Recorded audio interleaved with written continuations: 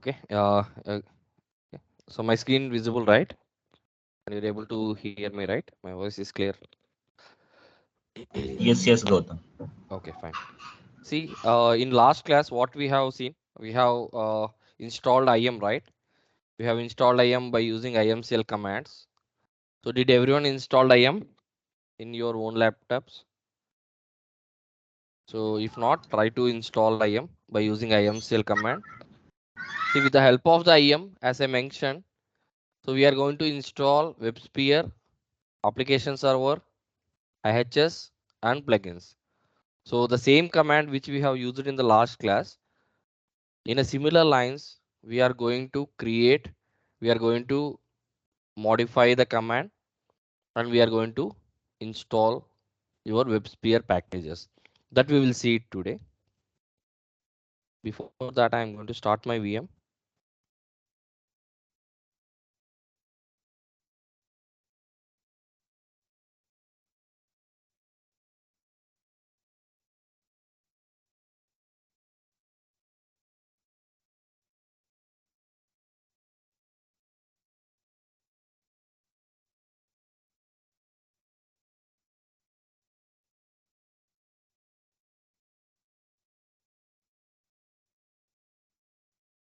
We will wait till this come up.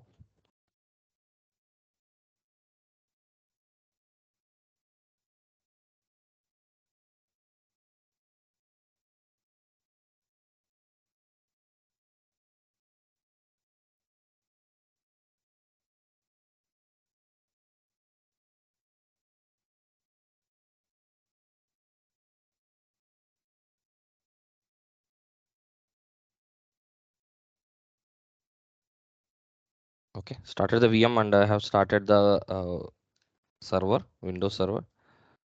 So I am going to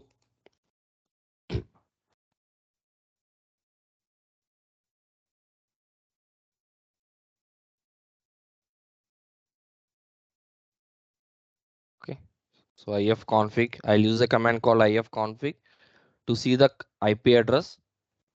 Okay, so in the latest versions of Red Hat, you can use IP space -r also. Even that will display you the IP address of that particular mission. So I'm trying to connect the Linux box using putty. So for that, I took the IP address of my Linux server.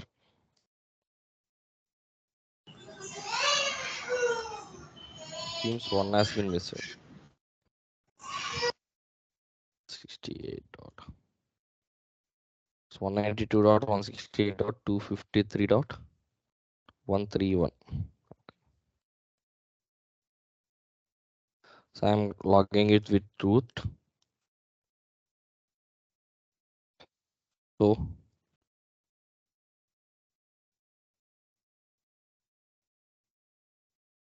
where I am on root. So where I have installed IM yesterday. So it is on CD, right? It is on CD OPT, right? In OPT directory. I'm going to the OPT directory. There you can see the IM. So where I have installed. So before going to install WebSphere, I'm going to explain one concept which is pending called permissions. How we can give the permissions. So how we can give the permissions, we're going to see now. See, for each and every file or each and every folder will have certain permissions to be given. Okay. So in Windows, if you logged in with specific user called Gautam, for example, or in any OS, irrespective of it is a Windows machine or Linux machine, in the real time, how it will be means for specific users, they will assign for certain rights, certain privileges will be given. For example, if you logged in with a user called built-in admin or power user, if it is a Windows, your built-in admin or power user were the super admins. This user will have all the access in that OS. Okay. So built-in admin or power users on Windows mission will have super admin privilege. They can do anything. They can navigate to anywhere. They can delete anywhere. They can delete any file. They can create any file. They can do whatever they want. In a similar lines, in Linux boxes, the root user will have all the privileges. The root user is a super admin user. Okay. That root user have all the privileged access to write on any file, to read any file, to delete any file. Why? Because root is a super admin. And for example, in Windows or Linux, there will be different users we can create. Who can create means your your OS team, your Windows support team or your Linux support team. They can create your n number of users based upon the end user request. Okay. So in real time environment, as you are a middleware admin, what they will do, they will create one Linux box. In that Linux box, they will create one user called WAS admin, WAS admin like that. Okay. And what they will do, and as a middleware admin, there will be one group created at AD level. That means Active Directory end. They will create one group. In that group, in that group, all middleware support resources will be part of that group. That means if your team having 10 people, 10 resources, all your employee IDs will be mapped to that middleware support group. Okay. And this OS team, what they will do, they will give privilege, they will give access to that group, to that user which we have created called WAS admin. So you can log in at any point of time to that user. So what is the purpose of that user means? So with the help of that WAS admin user, you are going to install your WebSphere. Here in this scenario, I'm installing with a user called root. So root is a super admin user, and that user having all the privilege access with respect to OS also. If you unknowingly has deleted something, it will create the server in trouble, or the server can lead to crash. Correct. So to avoid that situations, what they will do, they will not allow you to log into the root user. They will create one specific user to you as a middleware support, and you will install all your softwares on top of the WAS admin user. Okay. In the all the real time environments, they will follow this process. You will not get the root privilege in the real time environments. You will get WAS admin user privilege access, or if any other user, you will get that user access only. And you have to start and stop your services by connecting to that user. Always ensure that from which user you are starting your WebSphere services, you have to ensure that. Okay. So if they created the user called WAS admin. Okay. So if for example there is one more user called monitoring user, for example. So monitoring user, if the monitoring user can logged in into the OS, if they want to see, if they want to see a file called command.txt on the same OPT, okay, how you can give the rights. See, at this point of time, you can see the user called here root. You can see the root user. Root, you can see two ways, you root. Okay. So that means only this command.txt file. Okay. This command.txt file having the ownership with root. Only root user can read this file or write this file. So then how, based upon these values, here it is showing some values, right? Based upon these values, okay, we will get to know who all can read this file, who all can write this file, who all can do execute operations on this file. Okay, it's correlation here.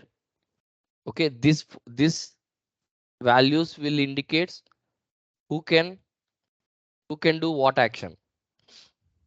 And here the first one is a group, the second one is a, so this one I'll explain. Okay, so first we will see who all can do what activity based upon these values.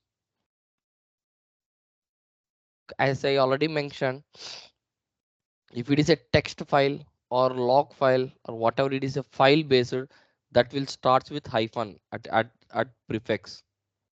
If it is a directory, if this is a directory IAM, this is a directory, this is a directory, and this is a directory, you can see it starts with with a word called D that indicates this one is a directory.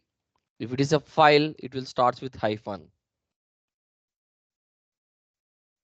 Okay, so this command or txt, you can see the values here, how these values will define that we'll see it now. See, first three, you just remove this. First three will be considered as one group. This is one group. This is one group. Here in this, you can see three groups available. Okay. So the first one is here also you can see two roots were there. So you can copy this also, paste it. The first one indicates owner. Okay. And the second user indicates group. Okay. So first one indicates owner, second one indicates group. In this three, as I said, three groups. The first one, this first one indicates owner. First set indicates owner. Second set indicates group, and third set indicates other members or other groups. So that means the owner of this file, the owner of this file is, who is the owner of this file? This command.txt, who is the owner as per this? Second, one copy.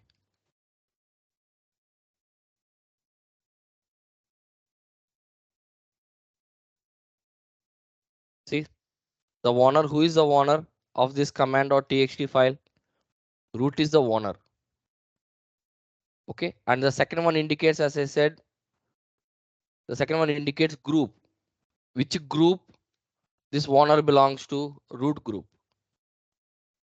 Okay, that means here you will have three groups. One is owner, the other one is group, and third one is other groups. So you can see the owner has privileges R and W. You should know what is meant by R. R means read. W means write.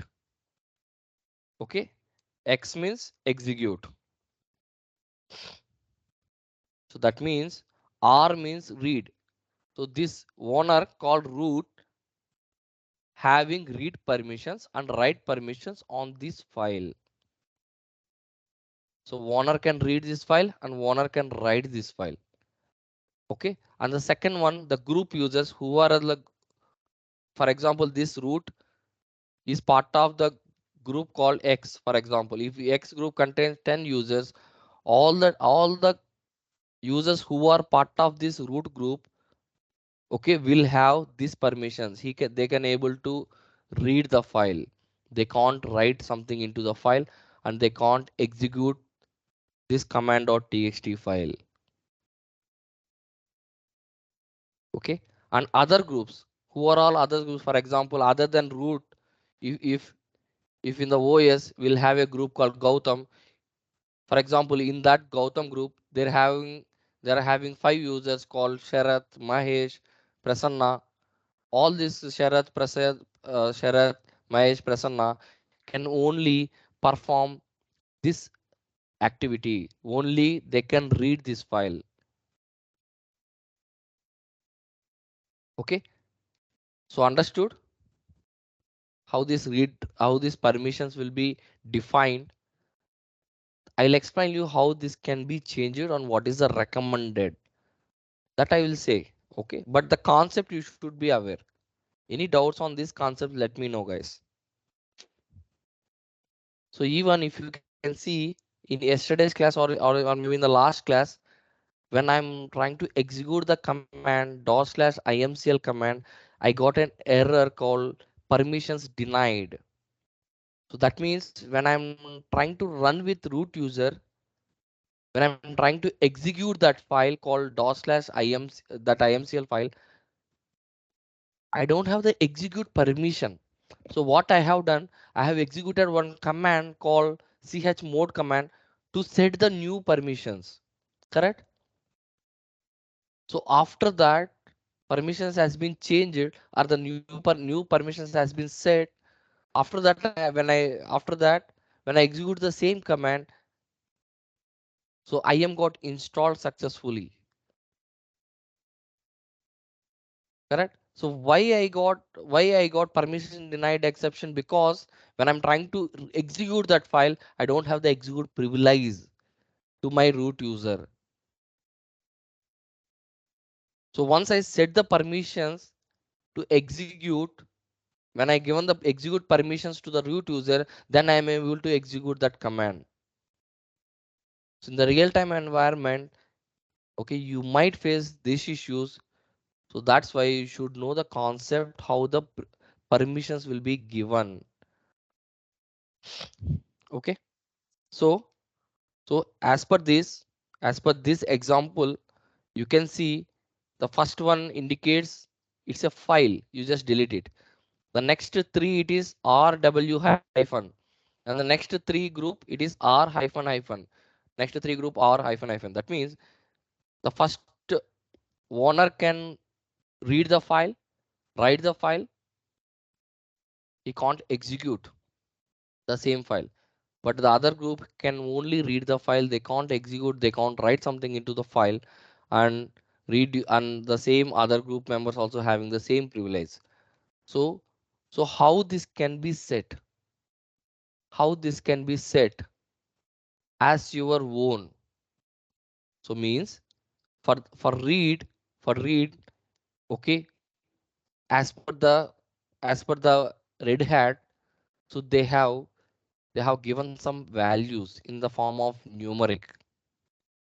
Okay, so Red Hat has given some values. For read one value, numeric value, for write one numeric value, and for execute one numeric value.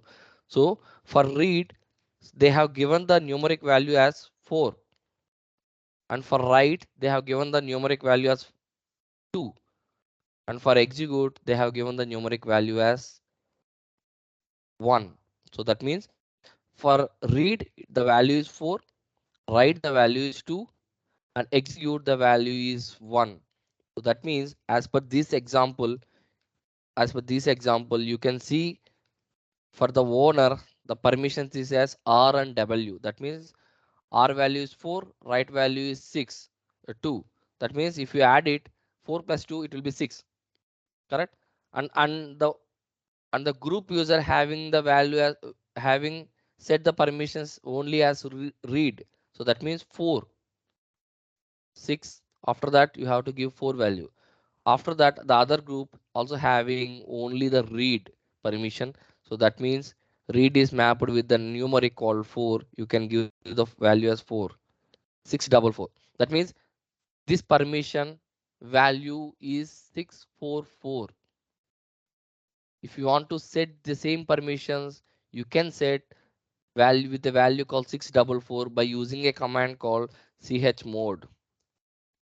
Chmod space, you have to give the value in the numeric form, and then you have to give the file name for which file you are setting the permissions. Okay, so this is the value which currently this file is having. If for example my requirement is for example my requirement is owner can read, write, execute. So that means owner can read 4 plus 2 plus 1. So owner should read the file, write the file, execute the file. That means 4 plus 2 plus 1. That means 7. And group and the group user, what I'm going to do, I'm going to give the privilege only to read and execute. They can read the file, they can read the file content in the file, and they can execute the file, but they can't write some new values into the file. So I'm restricting to write something into the file for the group users. For that purpose, what the value will be, read and execute 4 plus 1, that is 5 I am doing. And for other groups also I am doing the same privilege called 5. That means the value is 755. What I'm going to do, I'm going to make this command with chmod 755, and the command and the file name I am giving here. So this we can see it now. In the server you can see, in the server you can see the current value. So what I will do now, chmod I will do chmod 755. I'll give the file name and enter. So I have run this command. Now you can see ls-lrta, see the value and see the color got also changed. Copy this command, copy this, copy this code now and paste it down. Remove the first one.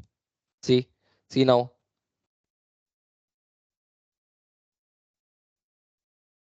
So this got came here. It will be XOR like this. Okay. See, read, write, execute. You can see 7. Okay. Read and execute. You can see 4 plus 1, and you can see read and execute. So that means 5 value. Now you can see 755 has been came.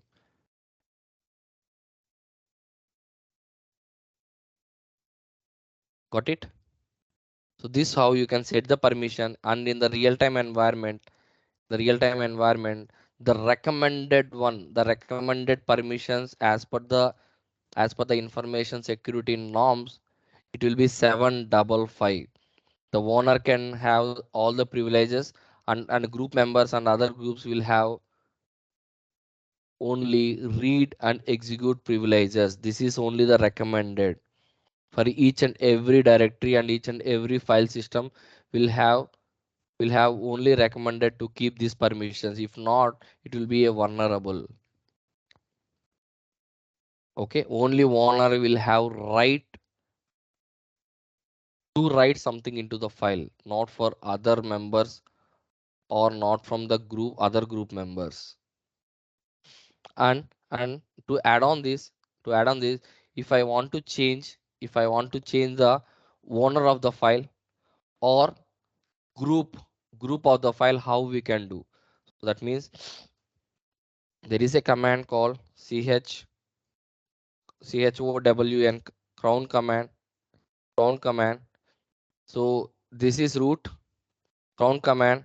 If I want to change the owner name to Gautam, okay, you can call this as a Gautam. If I want to change the other group to root to Gautam also, you can give like this. So if you give like this, owner and group both will get changed, and you have to give the file name for which file you are changing it. Now to go to LSF and LRT. See, Gautam, it got changed. Now only Gautam. Now Gautam is the owner for this file, and group also I have set it as a Gautam. So that means Gautam group members have the access to this file, or Gautam is a user, he is having the ownership of this file. Like that you can change it. Okay, at least you should know these commands at least. Why? Because as a middleware admin, so you should know these basic commands. This is very basic to learn Linux. This permissions issue, permissions concept, you should be aware. Okay, so I'm going to replace again. So the command is chmod count command. I'm changing the owner to root and a group to root. I have changed it. So see, now it got changed. If it is a if it is a file level, you don't need to mention any recurring commands over there. If you are changing the permissions to the folder level, if it has to be applied what are the files or directories available inside the directory. In that case you have to use a recurring called chmod -rf. You have to give 755. And if I want to apply these 755 permissions to enter my 8.5 directory, you have to use -rf. Then only whatever the files available inside or what are the directories available inside the vas folder, all will get affected. See now, for all it got affected. If you use if you use if you didn't use rf command, we'll see what will happen. If you see, for all I can see 755 privileges. What I will do now, I will give I'll give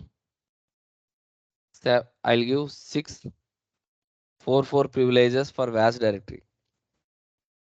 So we'll see what will happen. See, for vas underscore 8.5 directory, now the permissions is showing as 644, correct? If you go inside vas, still I can see 755. Why? Because I haven't used the recurring command while I'm executing the command called. I didn't use the rf command, rf keyword I didn't use. So that's why it is not getting reflected inside the folders or inside the directory. If you have the folders, if you have the subfolders, if you have the files in the subfolders, that will not get affected. If you use -rf command, rf keyboard as a recursive keyboard, then only it will be applicable if there is any subdirectories or subfolders available inside the directory. So that is the difference between that recursive keyword.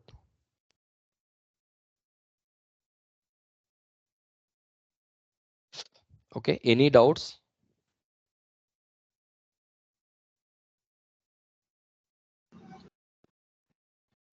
Gautam, can you execute the dffnh command? Okay, Uh, th- there we can see file system in the starting and then mounted on, right? mounted on, Last yes, one mounted. yes. Just may I know difference between file system and mounted on? Um, this one exactly I am not this. See, is nothing but, see what is that. This is the file system directory names. For example, if Oh, you can see C drive, D drive, E drive, whatever the things, it will be mounted here. But this is the physical drive systems, physical memory we will have it, right? What are the physical memory will be applicable, that will be mounted with respect to this one. Okay, okay. Now we need to this look is into as per mounted, my, always you have mounted to on only, look right? into the mounted on only. Okay, okay, okay. We This no is the need to take readable, care of file system. this is readable, and all the file systems which are mounted, we have to review that only. This one you no need to maintain. This will be, Okay, more useful or used by your what I can say, your Linux team, or they will use or you will what I can say, your external NAS system, file system, storage systems will be there, na? Those guys will be used this one for the mapping purpose, for the mounting purpose.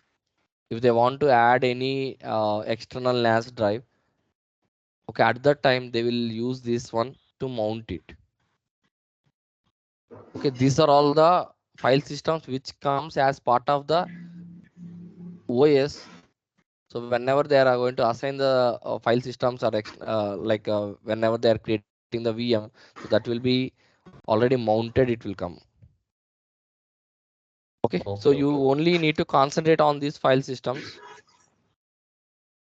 So which is like bin, root, dev, etc, opt, like that. See, as a application support guy, you should be more responsible to look all the file systems spaces. So as a middleware admin, if your role is to middleware admin, you are only responsible, okay, to clear the space or to maintain the folder structure hygiene on on the directory or on the file system where you install your WebSphere. So other than WebSphere directory, if there is space got exhausted at the time, what you will do, you will mark a mail to the respective team. But the ownership is not with you guys. But when you are working as application support engineer, so you are part of that application. You should always ensure not to grow the values more than the thresholds.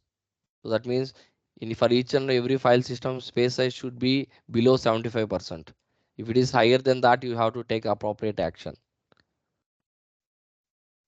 Okay, in your projects also, if you can see, if any file system spaces got increased, we will raise with the OS team and we will raise with the middleware team to clear the spaces. Or if it is application related log, you will raise with the application team.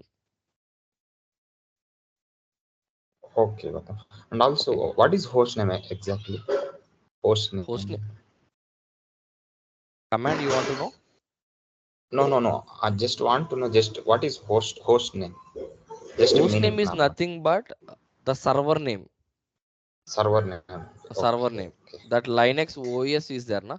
So that is one Ha server, ha. right? Like how, say, like in similar lines, for your laptop also will have one name, right? Like the same way, for each and every server will have one name. To recognize that server, it will be mapped with one host name and one IP address. If you want to access that server, you can access with the help of with the help of IP address, or you can access that same application with the help of the host name. Okay, clear, Gautam. Thank you, thank you. Okay, okay. So you can use the hostname command. So it will give you the host name of that particular server. Okay, okay, Okay, Gautam. maybe Ha. if time permits, now what I'll do, I'll try to take one class on EC2, sorry, on Amazon. I'll try to give the KT session one class how to create the servers and how the remote servers looks like. Okay, that will give you more understanding for you people if you create your own servers on cloud. So there you can create your Windows servers, there you can create your Linux servers. So then we will see how we can access those servers. See, these are all my laptops only, na? So you may get confused. So you may get doubt that how your servers looks like, how you can access the servers if it is located somewhere else. So you may get that doubt. To come out of that, I'll try to take one class to create your own Amazon servers, and we will see how we can access those servers and how the exact server looks like. Okay, so Okay, that okay. concept is called EC2 concept. So the servers we can create by using a concept in Amazon called EC2. I'll explain you. And even I am a certified solution architect on AWS. So I got certified also. Okay. Okay, I also trained on AWS actually. Oh, great. So I have completed the solution architect course exam. I have qualified Okay. it. Even Durga also here. Durga and me too trained on Oh, AWS. great. So then you might be aware, right? How we can create a Yeah, EC2 yeah. The instance. CC2 that we know, we know S3 bucket and all. Yeah, bucket. Okay. Yes. So S3 bucket is nothing but the external NAS. You can compare it with NAS storage. In how Yeah, we have sure, now sure. in the real time environment, we'll have NAS drives, right? So what we will Yes. do in the NAS drives, if you can see some applications, for example, I can say if you have download if you have purchased something in the real in maybe in the e-commerce side or somewhere, so you will get a work order ID, or you will get a invoice, right? That all invoice maybe they will store it in the NAS drive, or that is a external storage system which is connected with your application. So what you will do whenever you try to download your invoice, so your application will go to that path, and it will pick that file which is available in the server, and it will give it to you. So for that purpose we will use the NAS, and you can see the blocks were there na, ESB blocks or something like that. That will be your file systems. ESB blocks in maybe in AWS concepts we have. Okay, fine. Hope this what I can say, this permissions concept where you were aware, right? Like you people understood very well, I believe. So this will be more useful in your real time concepts whenever you're doing some activity. So at that time you may get more issues with related to the permissions. So sometime unknowingly, what we will do, we could have try to start with different users. We could have tried to start with like if you could have start with root user. So what will happen? What will happen means the permissions will get changed. So at that time you have to reassign the permissions by using with an option called chmod, and you have to set the permissions. Then you have to start with your exact user. Then only it will come up your WebSphere services. Otherwise, na, it won't come. So even na, this issue maybe frequently we can see. Even when I am at initial days, what I have done. So we have to start with WAS admin user. All my WebSphere services has to be start with that users only. So what I have done, unknowingly, I have started the services with root user. So the services has been started. So but what had happened? Application team started reporting some issues that we are not working, this is not working, that is not working. So what we while I'm troubleshooting that issue, I realized that I have started with the wrong user. So then what I have done, I have stopped the services with the root user. Okay, then I connected to my WAS admin user. Then I'm trying to start my WebSphere services server. So servers were not getting up. I'm getting an exception. I'm getting an error. So then what had happened? I have started with root user, right? So all my configuration files or XML files, permissions has been changed to root user. So when I'm trying to start with WAS admin, what had happened means WAS admin doesn't have the proper privilege to read that XML files. See, for each and every server have one important configuration file called server.xml file. So that file permission has been changed to root. So when I'm trying to start with WAS admin, I'm not able to start it. Why? Because I'm when I give this command, it has to read that file. I don't have the privilege to read that file. So as root is a super admin, whatever the permissions having that file, root can have as a super admin, root can read that file, but WAS admin can't read that file. So then I realized, then what I did, I went back to the root user. So there I have given the permissions as 755.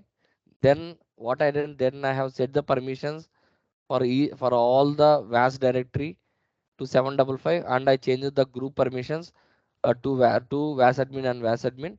Then I have started, then I switched it to WAS admin user. Then I tried to start it. Then only the server went up. So this it had happened. Even I faced the same issue when I am working with SLK maybe 6 years before, when I was a new to the WAS project. Okay, this will happen as a human errors. This will happen. Even maybe in yesterday also, when one of my middleware support team is doing some analysis. Okay, they has to start with one user, but they have started with root user yesterday. yesterday. Okay, so the same thing had happened. Unknowingly, he has started with root. So these are all the human errors. So we should know, we should be in a position to know and to come out of it when you unknowingly perform some activity. You should be know what will happen, what could be the impact if you unknowingly started with some other users irrespective of starting with the proper user. Okay, so with this basic concepts of Linux has been covered. So I have given the document, right? So in that document you can practice, and there is one more commands called find commands. You can practice the find commands. It's very useful. So if you want to read, if you want to read some file, or if you want to get the output which are older than 5 days files, you can use a find command to get that values. Or if you want to read last last 10 days file, and if you want to delete it, you can use the find command and you can delete. If for example if you are not aware where the for example if you are not aware where the file is located, for example a file called abc.xy abc.file, if you are not aware in which path the file is available, you can use a find command to get that file. That is important. And and if you want to see, if you want to see top 5 utilizations, you have the command in the document. If you give that command, you will get top 5 CPU consumer process ID, you will get it. And if you want to see the top 5 memory utilizations, you have the query in the command. So these are all the queries is which will be used in your real-time projects. If for example if you are working, if you got an incident that CPU is taking more than 80% or 90%, if you want to troubleshoot that issue, if you want to close that ticket, if you want to work on that ticket, you should know which process were consuming more CPU utilization. If you use that command, you will get the output what are all the top 5 process were consuming the utilizations. So if it is a Java process, okay, then you can realize that there is some issue with your WebSphere service. You can go for the restart. At least can help you. Or if it is not the Java process, if it is something else, you can highlight to the respective team to take it up right away to resolve that issue. You will have the understanding if you know that command how we can get the output. Like that you can see the document, you can practice the commands. If any doubts, ask me guys. At least ping me. I'll give the guidance. Okay, what that command will do and how that will be useful. Okay, so I'm not going to take step into a new concept today. I'm going to wind the class for today. In tomorrow's class we are going to see the installation of your WebSphere, and we can see the installation of the plugin, and we can see the installation of IHS, and we can see how we can establish the communication between all the 3 packages, and we can see the difference between 7.0 and 8.5 installations maybe in the upcoming sessions. And there are few more concepts which were pending that we are going to cover. At least maybe max to max 7 to 8 sessions will be required to wind this batch, guys. Okay, we are almost 75 to 80% were been covered, and remaining 20% were pending. And what are the pending concepts we have? All are very critical concepts, and it is very important concepts. Please do not miss any class from today onwards, maybe from tomorrow onwards. Don't miss the class. Okay. Gautam, in interview, suppose if they ask any questions, uh, uh, we'll explain by Windows or by Linux. See Linux, they will ask you, okay, uh, what are the environments you are having it in your real time and in your environment.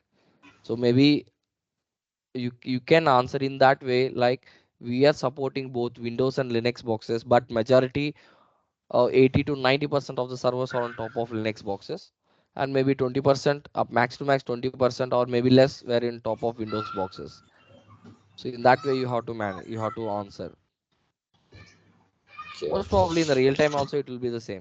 Even in current the project where you are working, most of the applications were on Linux and few were on AX and few were on Windows. That even we are seeing it, right? I Yes, can't give yes. the names. I can't give the names. What are the applications were running on your current projects? But I know. Yes. Okay, on the same web sphere, I can give you some more on AX. I can give you some more on Windows. I can give you some more on Linux boxes. Mhm. Okay. Okay, okay, okay. AX is one of the OS. It's nothing but it's one of the Linux flavor. Okay, so Unix flavor I can say. So AX is from IBM. Okay, so AX has been developed or designed or ownership with IBM, and Linux is a product of Red Hat, and Windows is a product of Microsoft.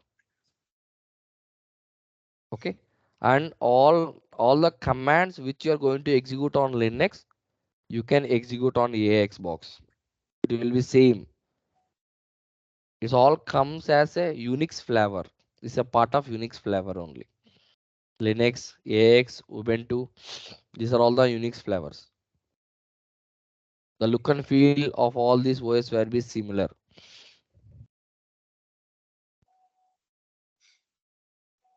Okay.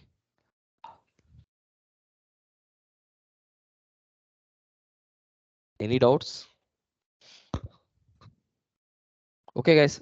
Meet you tomorrow. Please try to practice, and maybe tomorrow, please please be available sharp 6 o'clock. Okay. Thanks, guys. Thanks for joining.